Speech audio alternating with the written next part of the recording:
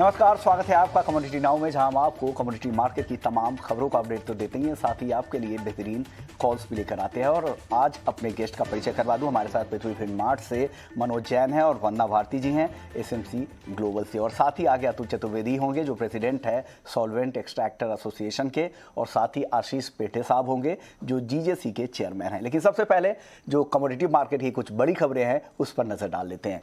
Gold की अगर बात करें तो आज हालांकि कीमतों पर दबाव दिख रहा है। कल हल्की तेजी दिखी थी लेकिन आज बेहद ही रेंज में कारोबार कर रहा है, और डॉलर और ट्रेजरी यील्ड दोनों में सुस्ती है और यहाँ पर भी सुस्ती दिख रही है, और ऐसा अनुमान लगाया जा रहा है कि अब अगले हफ्ते से ही बाजार में तेजी लौटेगी।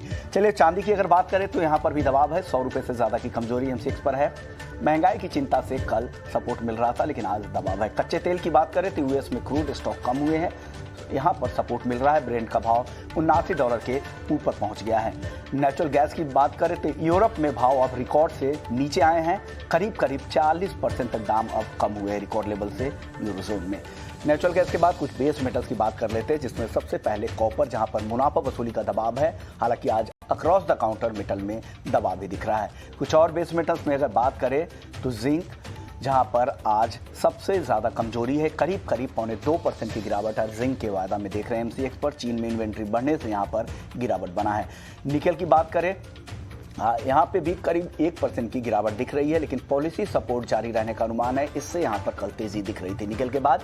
अब एल्युमिनियम की अगर बात करें तो स्मेल्टर्स, कई देशों में स्मेल्टर्स में अब काम पार्शियली शुरू हो गया है, जिससे यहाँ पर दबाव बना है। तो ये कुछ नॉन एग्री मार्केट की बड़ी खबरें। एग्री में मेंथा ऑयल, जहाँ पर कंज्यूमर डिमांड की वजह से, कमजोर कंज्यूमर डिमांड की वजह से दबाव था, लेकिन निचले स्तरों पर खरीदारी से हल्की तेजी यहाँ पर दिख रही है। मेंथा के बाद अगर बात की जाए कॉटन की तो उत्पादन की चिंता बरकरार है। कम सप्लाई से यहाँ पर सपोर्ट हो रहा है। सप्लाई की जो दिक्कतें हैं शिपिंग इंडस्ट्री से, उसका यहाँ पर फायदा मिल रहा है। चलिए कॉटन के बाद कुछ और एग्री मार्केट की अगर बात की जाए तो हल्दी, जहाँ पर पुराने स्टॉक की मांग अब कम है। अब ट्रेडर्स और स्टॉकिस्ट नए फसल का इंतजार कर रहे हैं। हल्दी के बाद कोरिएंडर की अगर बात की जाए और जीरे की, तो जीरे में घरेलू मांग मजबूत है और एक्सपोर्ट के लिए भी इंक्वायरी आ रही है। कोरिएंडर में जो करंट सीजन है कोरिएंडर का, उसको लेकर जो सप्लाई शॉर्टेज रहने का अनुमान जताया जा रहा है। तो ये कुछ बड़ी खबरें स्पाइसेस को लेकर। कैस्टर की अगर बात करें तो मांग को लेकर अनिश्चितता से यहाँ पर दबाव बना है। हालांकि आज आधे % के आसपास की कमजोरी है, लेकिन ग्वार, जहाँ पर जबरदस्त गिरावट है, 4% से ज़्यादा ग्वारगम टूट चुके हैं। ऊपरी स्तरों पर मुनाफा वसूली हावी हुई थी। तो ये कुछ बड़ी खबरें जिन पर आपको नजर रखनी चाहिए। चलिए अब बात कर लेते हैं गोल्ड और सिल्वर की और पूरे बुलियन मार्केट की कि किस तरह का आउटलुक 2022 के लिए। हम लगातार अलग अलग एक्सपर्ट से इस पर राय ले रहे हैं कि आगे किस तरह का प्रदर्शन गोल्ड दिखा सकता है, 2022 कैसा रहेगा।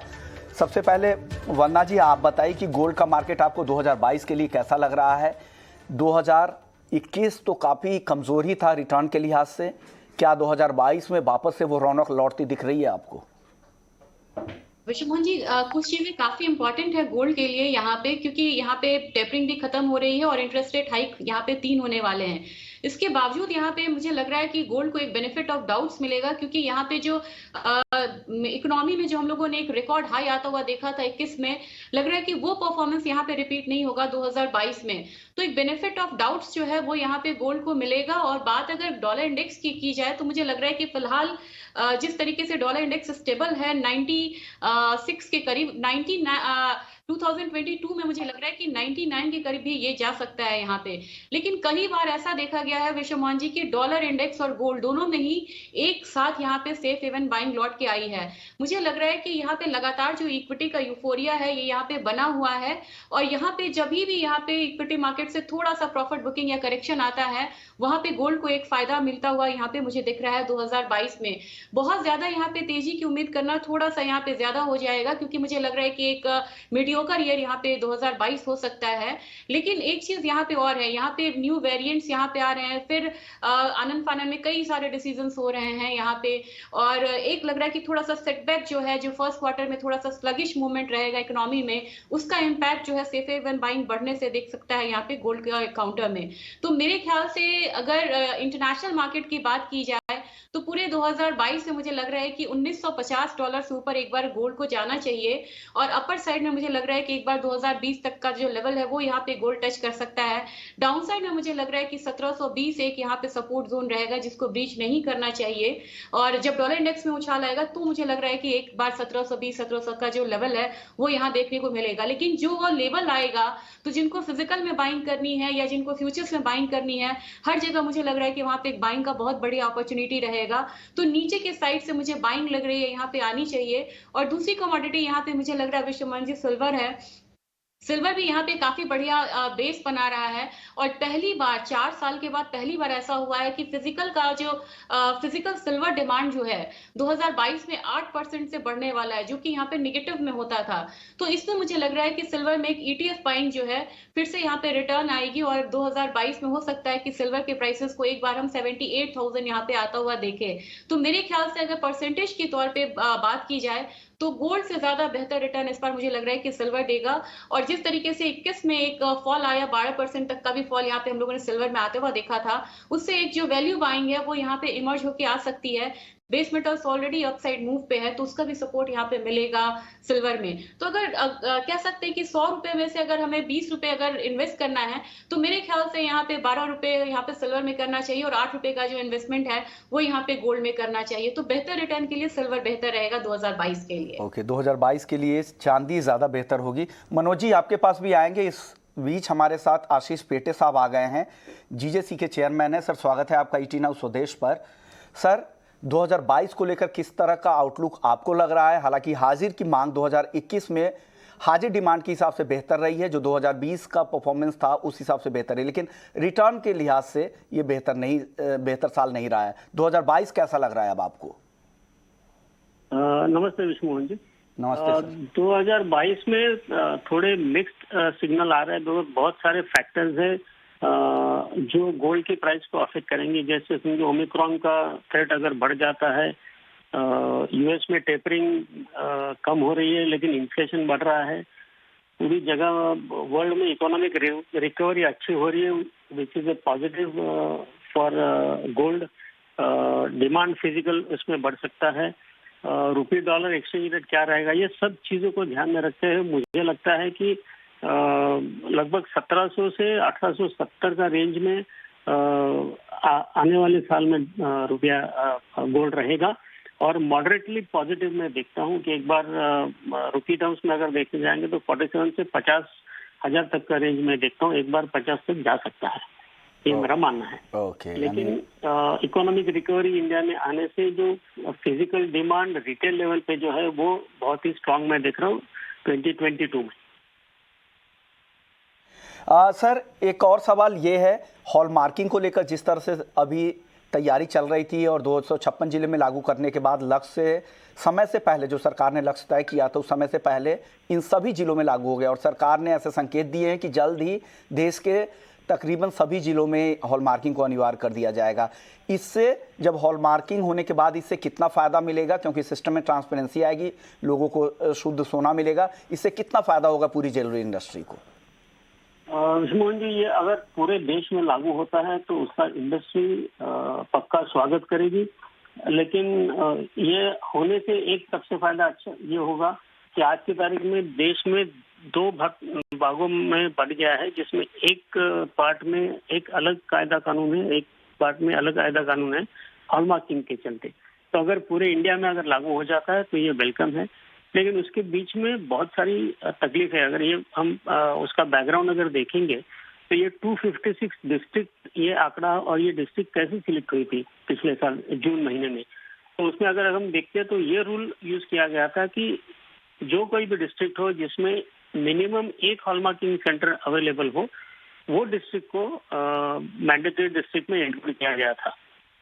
लेकिन आज की तारीख में उसमें से कई सारे जिले ऐसे हैं कि जहाँ पे हॉलमार्किंग सेंटर्स धीरे धीरे बंद हो रहे हैं, क्योंकि जो डेटा हमारे पास है उसके हिसाब से लगभग 80% हॉलमार्किंग जो हो रहा है वो टॉप के 40-50 सिटी में ही सीमित हो गया है, जो कि मैन्युफैक्चरिंग सेंटर्स के आसपास है या तो कंजम्पशन सेंटर्स के आसपास है। तो जो इंटीरियर के जो जिले हैं 256 के अलावा के जो जिले हैं वहाँ पे हॉलमार्किंग का इंफ्रास्ट्रक्चर तैयार होने के लिए वहाँ पे डिमांड बढ़ने की चांसेस बहुत कम है। तो वहाँ पे मैंडेटरी लागू करने के लिए जब तक वहाँ इंफ्रास्ट्रक्चर नहीं होगा तब तक नहीं होगा। और फर्स्ट पॉइंट ऑफ सेल होने से हॉलमार्किंग पूरा मैन्युफैक्चरिंग सेंटर्स पे ये हो गया। तो जब तक ये तकलीफ है, इसका जब तक सोल्यूशन नहीं होता तब तक ये 256 के बाहर जाके सब जगह करना तकलीफ है। इसलिए इंफ्रास्ट्रक्चर नहीं है तो कई इलाकों में देश के कई हिस्से ऐसे जहाँ पर काफ़ी दिक्कतें हैं। तो चलिए, लेकिन सर एक और सवाल गोल्ड इंपोर्ट को लेकर है कि गोल्ड बार्ड इंपोर्ट के जो डेटा आ रहे हैं अप्रैल से नवंबर जो करंट फाइनेंशियल ईयर है उसके पहले 9 महीने में काफ़ी दमदार काफ़ी ज़्यादा इंपोर्ट देखने को मिला है। करीब करीब 167% ज़्यादा इंपोर्ट हुए हैं पिछले फाइनेंशियल ईयर के मुकाबले। क्या इस उम्मीद में इंपोर्ट ज़्यादा हो रहे हैं कि डिमांड बेहतर रहने वाली है आने वाले सीजन में? इसमें हमें ये सोचना होगा कि हम इसे कंपेयर कर रहे हैं 2020 से, जो कि एक असाधारण साल था जिसमें लगभग 4 महीना इंपोर्ट ना के बराबर था। और जो कंज्यूमर डिमांड भी जो था जो 19 के बाद 2020 में लगभग 50-60% रह गया था। तो जो 2020 में जो नॉर्मली इंपोर्ट होता है वो भी थोड़ा कैरी फॉरवर्ड होकर 2021 में हुआ है। तो ये पूरा जो लगभग 1000 टन के आसपास की जो फिगर आ रही है वो हमें 2020 और 2021 को साथ में लेके हमें देखना चाहिए। और 2022 में मेरे हिसाब से नॉर्मलाइज सब आंकड़े हो जाएंगे, ऐसा मेरा मानना है। ओके, यानी जो लो बेस था 2020 का, क्योंकि वो एक अलग साल था, कोविड का ईयर था, उस लो बेस की वजह से यहाँ पर ज़्यादा इंपोर्ट देखने को मिल रहा है। शुक्रिया आशीष पेटे साहब, आपने वक्त निकाला। आपसे वापस से सोमवार को नए साल में वापस से बात होगी और बुलियन मार्केट का 2022 का आउटलुक फिर से समझेंगे। चलिए, हमारे साथ मनोज जी और वंदना जी बने हुए। मनोज जी, आपका आउटलुक 2022 के लिए क्या है गोल्ड और सिल्वर को लेकर? नमस्कार विष्णुमोहन जी। बिल्कुल, हमने वर्ष 2021 में चाहे वो सोना हो या चांदी हो, यहाँ दोनों में ही हमने नकारात्मक रिटर्न देखे हैं। लेकिन मेरा मानना है कि 2022 में यहाँ पे ट्रेंड जो है वो चेंज होता हुआ दिखेगा और सोने और चांदी दोनों में ही यहाँ पॉजिटिव रिटर्न्स जो है वो 2022 में बन सकते हैं। काफी सारे फैक्टर्स हैं यहाँ पे। यूएस फेडरल रिजर्व की तरफ से ब्याज दरों को लेकर के भी चर्चाएं हैं और अभी ऐसा लग रहा है कि शायद मार्च से ही यहाँ पे ब्याज दरों में बढ़ोतरी देखने को मिले। 3 रेट हाइक्स जो है वो ऑलरेडी ऑन द कार्ड है और डॉलर इंडेक्स में भी हमने देखा है कि मजबूती बनी हुई है। बाकी जो ग्लोबल सेंट्रल बैंक है वो भी यहाँ पे ब्याज दरों में जो है बढ़ोतरी 2022 में करते हुए नजर आएंगे। हमने bank of England, bank of Canada की तरफ से ऑलरेडी ब्याज दरों में बढ़ोतरी देखी है।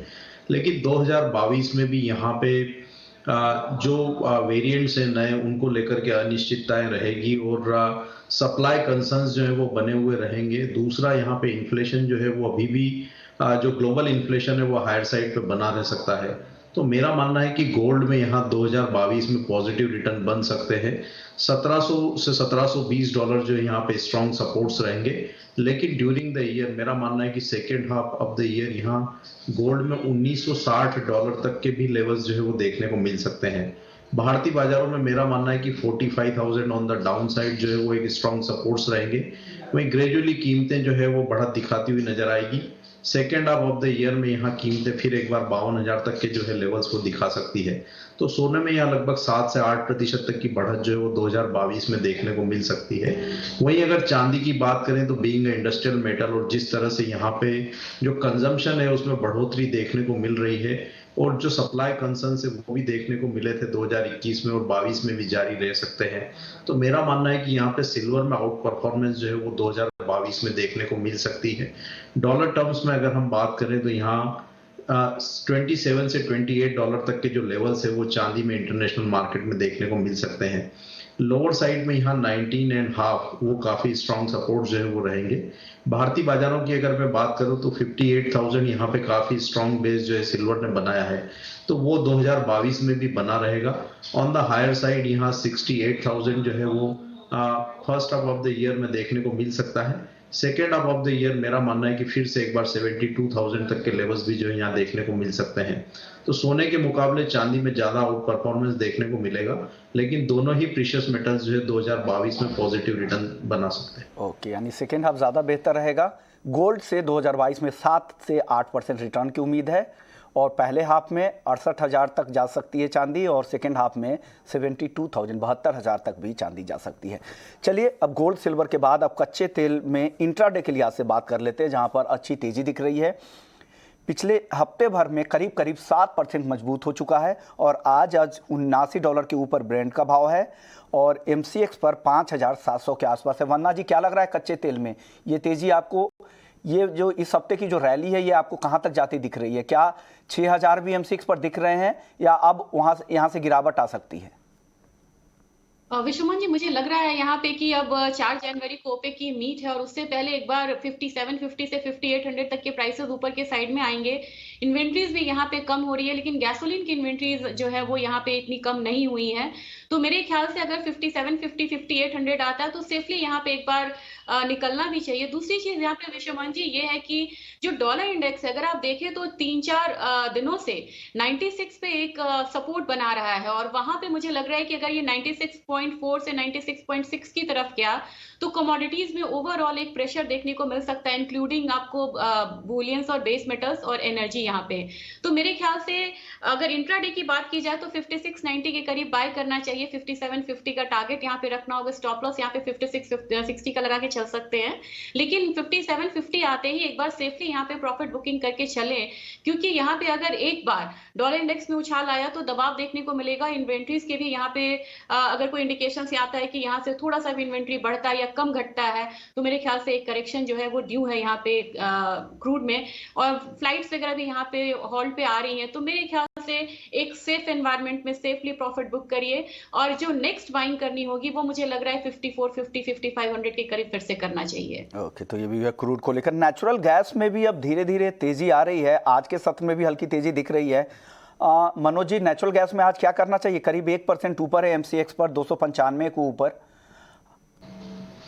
अगर पिछले कुछ सेशंस की बात करें तो विश्वमोहन जी, यहाँ पे नेचुरल गैस अपने देखा है कि 280 से 306 के रेंज में यहाँ पे ट्रेड कर रही है और दोनों तरफ जो है लोअर साइड पे भी सपोर्ट्स बने हुए हैं, लेकिन हायर लेवल्स पे यहाँ रेजिस्टेंस बार बार देखने को मिल रहे हैं।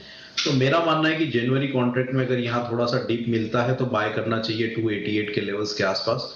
282 का स्टॉप लॉस रख सकते हैं। ऊपर में यहाँ 300 302 तक के लक्ष्य रखे जा सकते हैं। ये दायरे में बनी हुई है कमोडिटी। अगर 306 के ऊपर का अगर ब्रेकआउट देखने को मिलता है तो फिर यहाँ पे जो है अच्छी बढ़त कमोडिटी में देखने को मिल सकती है। तो अब जब तक कमोडिटी रेंज में बनी हुई है उसमें प्ले कर सकते हैं। चलिए, तो ये इस रेंज का फायदा उठाए 300 के टारगेट के लिए खरीद सकते हैं 288 में। चलिए बेस मेटल्स की बात कर लेते हैं, जहां पर आज चौतरफा दबाव है, ट्रेंड निगेटिव ही है। वन्ना जी, क्या सलाह देंगे? कोई सेल कॉल है आपके पास बेस मेटल्स में? विश्वमन जी, कल कंफर्मेशन आया एक सेलिंग का और मुझे लग रहा है कि यहाँ पे दो कमोडिटी है। लेड ने काफी अच्छा पैटर्न बनाया था और एक अपसाइड दिखा रहा था ये कमोडिटी।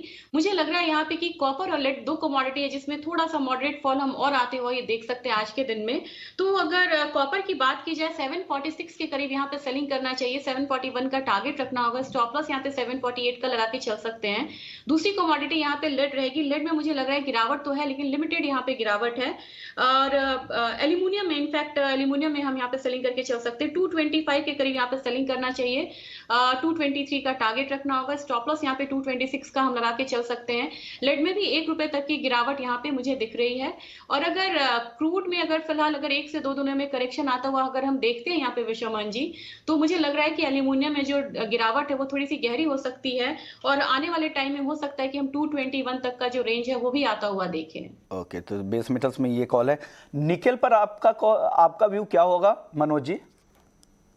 यहाँ पे बेस मेटल्स में प्रेशर बनता हुआ दिखा है और जिस तरह से खबरें निकल कर आ रही है कि शायद मार्च में रेट हाइक जो यूएस फेड की तरफ से देखने को मिले जिसके चलते दबाव है।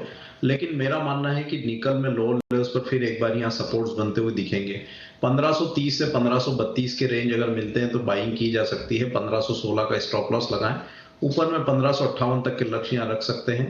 डाउन साइड में यहाँ मेरा मानना है कि जो सपोर्ट्स है वो इंटेक्ट रहेंगे, तो गिरावट में खरीदारी की राय रहेगी। ओके, गिरावट में खरीदारी की राह 1530 के लेवल पे आप खरीदे 1558 के टारगेट के लिए। चलिए अब वक्त हो गया है तेल तिलहन मार्केट का आउटलुक लेने का। हमारे साथ अतुल चतुर्वेदी जी हैं, सीके प्रेसिडेंट है। सर, स्वागत है आपका ET नाउ स्वदेश पर। सर, काफ़ी इवेंटफुल रहा है एडिबल ऑयल मार्केट के लिए पूरा 2021 और एक रिकॉर्ड रैली भी दिखी अक्रॉस द बोर्ड। क्या लग रहा है 2022 क्या उस रैली को दोहराएगा या जो वीकनेस अब धीरे धीरे शुरू दिख रही है वो कंटिन्यू होगा? क्या लग रहा है 2022 में? 2021 में जो हम लोगों ने तेजी देखी थी अगस्त महीने में, जी जी, वो तो मेरा मानना है कि शायद अगले साल ना देखने को मिले, क्योंकि वो एक मर्तबा जो आ गई तेजी आ गई। अब जो माहौल बनता जा रहा है वो स्लाइट नरमी का माहौल बन रहा है। यूएस में भी इंटरेस्ट रेट्स हार्डन हो रहे हैं और जो फेड कट वो है टेपरिंग वो भी स्टार्ट हो गया है। और आप देखिए ये रिफ्लेक्ट भी कर रहा है रेडी से फॉरवर्ड मार्केट्स में। आज की तारीख में चाहे अपने सोयाबीन ले लें या पाम ऑयल ले लें, ये दोनों तेल आगे रेडी से फॉरवर्ड में 200 से $250 के डिस्काउंट पे अवेलेबल हैं। और इसके साथ साथ अगर आप देखिए पाम की मलेशिया के अंदर जो लेबर की प्रॉब्लम्स थी, वो मलेशिया की मैं समझता हूँ आने वाले 1-2 महीने के अंदर लेबर प्रॉब्लम भी उनकी खत्म हो जाएगी, क्योंकि अब उन लोगों ने खोल दिए दरवाजे फॉरेन लेबर के लिए। तो वहाँ पे भी प्रोडक्शन पिकअप करेगा। और जहाँ तक एल नीनो और वेदर रिलेटेड प्रॉब्लम्स का सवाल है, लैटिन अमेरिका का, ब्राजील और अर्जेंटीना का, वो ऑलरेडी आज के भाव में फैक्टर इन हो चुका है। और जहाँ तक हिंदुस्तान की बात करें तो हिंदुस्तान तो थोड़ा ब्लेस्ड रहा है, मौसम अपना बहुत ज़्यादा अनुकूल रहा है।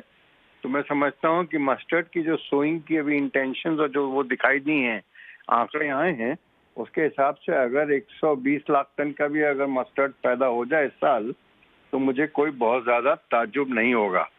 और मेरा दूसरा भी मानना है कि आने वाले दिनों में सोयाबीन की आवकें भी बढ़ेंगी जब मस्टर्ड दिखाई देने लगेगा, क्योंकि फिर किसान को आज जो वो धीरे धीरे माल छोड़ रहा है, फिर उसको लगेगा कि आप इसको माल को रखने में कोई बहुत ज़्यादा औचित्य नहीं रह गया है। एक चीज़ और मैं आपके साथ शेयर करना चाहूँगा कि ग्राउंडनट को जो हम लोग ड्राई फ्रूट गिनने लगे थे, इस बार ग्राउंडनट भी ऑयल सीड की कैटेगरी में वापस आ गया है, क्योंकि ग्राउंडनट का ऑयल देखिए सनफ्लावर तेल से भी नीचा बिक गया है। और इस बार की ग्राउंडनट की क्रॉप भी जो आंकड़े हम लोगों को मिले हैं, वो 82 लाख टन की क्रॉप खरीफ में आई है। तो ये सारे फैक्टर्स आने वाले दिनों में बाजारों को थोड़ा थोड़ा धीरे धीरे नरमी की तरफ ले जाएंगे। तो वर्स्ट फॉर इंडियन कंज्यूमर मैं समझता हूँ is over. Okay sir, soybean को लेकर अब मिक्स्ड खबरें आ रही हैं। एक तो है कि सूखे की वजह से दक्षिण अमेरिका में वहाँ पर सपोर्ट मिल रहा है, 4 महीने की ऊंचाई पर है इंटरनेशनल मार्केट में। दूसरी तरफ एक साउथ ब्राजील में सूखे की स्थिति है, ड्राई की स्थिति, और नॉर्थ में वहाँ भारी बारिश से बाढ़ की स्थिति है। तो इस बीच में क्या इंटरनेशनल सप्लाई कम रहेगी क्या सोयाबीन की 2022 में? नहीं, आपकी बात बिल्कुल दुरुस्त है। हम लोगों का रफ आइडिया है कि अगले साल रफली अबाउट 10 मिलियन टन सोयाबीन्स की अवेलेबिलिटी कम रह सकती है इंटरनेशनल सिनेरियो में। ब्राजील की क्रॉप जो इस साल 1,44,45 मिलियन टन की थी, वो हो सकता है आने वाले दिनों में 140 मिलियन टन की हो। और ब्राजील इसकी अर्जेंटीना की 43-44 मिलियन टन के आसपास हो। बट जहां तक इन सब आंकड़ों का सवाल है, ये आंकड़े आज के प्राइस में ऑलरेडी फैक्टर्ड इन हैं। तो अब इससे मैं नहीं समझता कि कोई क्रॉप ज्यादा गिरेगी। और जितने भी तेजी के फैक्टर्स थे वो ऑलरेडी आज के भाव में फैक्टर इन हो चुके हैं। तो मैं समझता हूँ इस लेवल से बाजारों को उठने में थोड़ी मेहनत ज्यादा करनी पड़ेगी। और मेरी तो एडवाइस यही रहेगी कि लोग बाग जितना जरूरी है उतना ही लॉन्ग रखें, ज्यादा लॉन्ग रखने का कोई वक्त नहीं है ये इस लेवल पे लॉन्ग जाने का। एक चीज नरमी के ही संकेत ज्यादा लग रहे हैं। ओके, शुक्रिया चतुर्वेदी जी। और शेयर करना चाहूंगा। जी बोलिए सर। वो ये मैं शेयर करना चाह रहा हूँ कि आने वाले दिनों में हिंदुस्तान में पामोलिन का इंपोर्ट कहीं ज्यादा बढ़ने वाला है। और अपनी रिफाइनरीज के लिए ये कोई अच्छे संकेत नहीं है, क्योंकि ड्यूटी जो अभी पामोलिन के ऊपर घटाई है बगैर सीपीओ पे घटाए, तो जो प्राइस डिफरेंशियल था वो घट गया। और कहीं ना कहीं आत्मनिर्भरता की तरफ हम लोग जाने के बजाय उसके खिलाफ जा रहे हैं as far as value addition within the country is concern. तो ये एक थोड़ा मैटर ऑफ कंसर्न है। मैं समझता हूँ गवर्नमेंट को इस पे तवज्जो देनी पड़ेगी और सीपीओ के जो ड्यूटी है उसको भी घटाना पड़ेगा ओलिन के लेवल पे लाके, जिससे कि अपने रिफाइनरी इंडस्ट्री जो है वो मतलब तकलीफ में ना आए। जी जी, बिल्कुल बिल्कुल, ये पहले भी हमने ये सवाल उठाया भी था और सी की तरफ से भी इस तरह के कोर्ट्स हमने चलाए भी थे कि जो एक गैप बहुत कम हो गया है क्रूड पाम तेल और रिफाइंड में, तो उस गैप को बढ़ाना ज़रूरी है ताकि यहाँ की रिफाइनिंग इंडस्ट्री भी सर्वाइव हो सके। शुक्रिया चतुर्वेदी जी, आपने वक्त निकाला ET Now स्वदेश के लिए और आउटलुक समझाया। चलिए मनोज जी आपका भी शुक्रिया, वंदना जी आपका भी शुक्रिया, वक्त कम था, आपसे तेल तिलहन मार्केट का आउटलुक नहीं ले पाए, आगे बात होगी।